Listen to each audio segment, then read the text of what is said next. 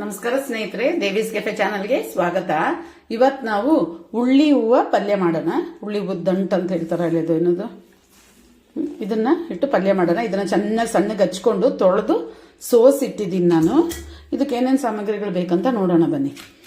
ಈರುಳ್ಳಿ ಹಚ್ಚಿಟ್ಕೊಂಡಿದ್ದೀನಿ. ಅದು ಈರುಳ್ಳಿ ಹೂವು, ಉಳ್ಳಿ ಹೂವು ಅಂತಾರೆ, ಈರುಳ್ಳಿ ಹೂವು ಅಂತಾರೆ. ಸೊ ಜಾಸ್ತಿ ಬೇಕಾಗಲ್ಲ, ಒಂದು ಅರ್ಧ ಈರುಳ್ಳಿ ಹಚ್ಕೊಂಡಿದ್ದೀನಿ. ಕರಿಬೇವಿನ ಸೊಪ್ಪು, ಸ್ವಲ್ಪ ತೆಂಗಿನಕಾಯಿ, ಒಂದೆರಡು ಟೊಮೊಟೊ ಹಣ್ಣು, ಇದು ಬೆರಕೆ ಪುಡಿ, ಸಾಂಬಾರು ಪುಡಿ ಅಂತ ಹೇಳ್ತೀರಲ್ಲ ಅದು, ಇದಿಷ್ಟು, ಉಪ್ಪು, ಒಗ್ಗರಣೆ ಹಾಕಿ ಇದನ್ನೆಲ್ಲ ಹೇಗೆ ಮಾಡೋದಂತ ತೋರಿಸ್ತೀನಿ ಬನ್ನಿ ನೋಡೋಣ.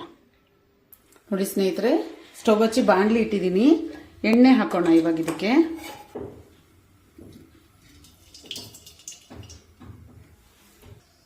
ಎಣ್ಣೆ ಬಿಸಿ ಆಗಿದೆ. ಈಗ ಸಾಸಿವೆ ಹಾಕೋಣ. ಕರಿಬೇವಿನ ಸೊಪ್ಪು ಹಾಕ್ತಾ ಇದ್ದೀನಿ.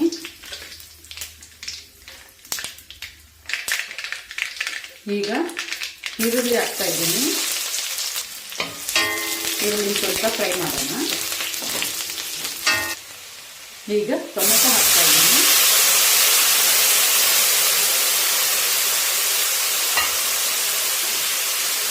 ಉಪ್ಪು ಹಾಕೋಣ. ನಾನು ಅದು ಪಲ್ಯಕ್ಕೆ ಎಷ್ಟು ಬೇಕೋ ಅಷ್ಟು ಉಪ್ಪು ಒಂದೇ ಸತಿ ಹಾಕ್ಬಿಡ್ತೀನಿ. ಕಲ್ಲುಪ್ಪು ಹಾಕ್ತಾ ಇದ್ದೀನಿ.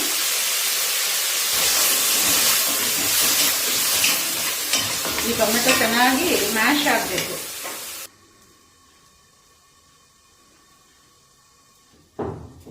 ಇದಾಗಿದೆಯಾ ನೋಡೋಣ ಬನ್ನಿ.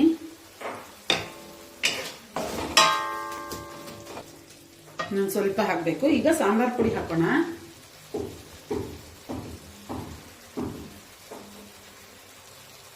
ನಾನು 4 ಟೀ ಸ್ಪೂನ್ ಸಾಂಬಾರ್ ಪುಡಿ ಹಾಕ್ತಾ ಇದ್ದೀನಿ. ಹಾಕಿ ಮಿಕ್ಸ್ ಮಾಡೋಣ. ಈಗ ಈರುಳ್ಳಿ ಹಾಕೋಣ. ಮಿಕ್ಸ್ ಮಾಡಿಬಿಡೋಣ ಚೆನ್ನಾಗಿ. ಇದರಲ್ಲೇ ನೀರಿನ ಅಂಶ ಬಿಡುತ್ತೆ, ನೀರೇನು ಹಾಕೋ ಅವಶ್ಯಕತೆ ಇರಲ್ಲ. ಮುಚ್ಚಿಟ್ಟು ಬೇಯಿಸಿದ್ರೆ ಬೆಂದು ಬಿಡುತ್ತೆ. ಮುಚ್ಚಿಡೋಣ, ಬೇಯಲಿ. ಒಂದು 5 ನಿಮಿಷದಲ್ಲಿ ಬೇಯುತ್ತೆ. ಮಧ್ಯದಲ್ಲಿ ಇದಾಗಿದೆ ನೋಡಿ, ನೀರೆಲ್ಲ ಖಾಲಿ ಆಗಿದೆ, ಚೆನ್ನಾಗಿ ಬೆಂದಿದೆ. ಈಗ ಇದಕ್ಕೆ ತೆಂಗಿನಕಾಯಿ ಎತ್ತಿಟ್ಟಿದ್ರಲ್ಲ ನಾವು, ಅದನ್ನ ಒಂದು ಸ್ವಲ್ಪ, ಅದು ನಿಮ್ಮ ಇಷ್ಟ, ಜಾಸ್ತಿ ಕಡಿಮೆ ನೀವು ಹೆಂಗ್ ಬೇಕಾದ್ರೆ ಹಾಕೊಳ್ಳಿ, ಅಷ್ಟು ಹಾಕೊಳ್ಳಿ.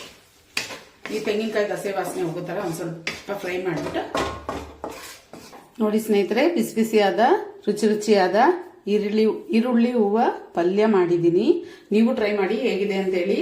ದೇವೀಸ್ ಕೆಫೆ ಯೂಟ್ಯೂಬ್ ಚಾನಲ್ನ ಸಬ್ಸ್ಕ್ರೈಬ್ ಮಾಡಿ, ಲೈಕ್ ಮಾಡಿ, ಶೇರ್ ಮಾಡಿ, ಕಮೆಂಟ್ ಮಾಡಿ. ಬಾಯ್.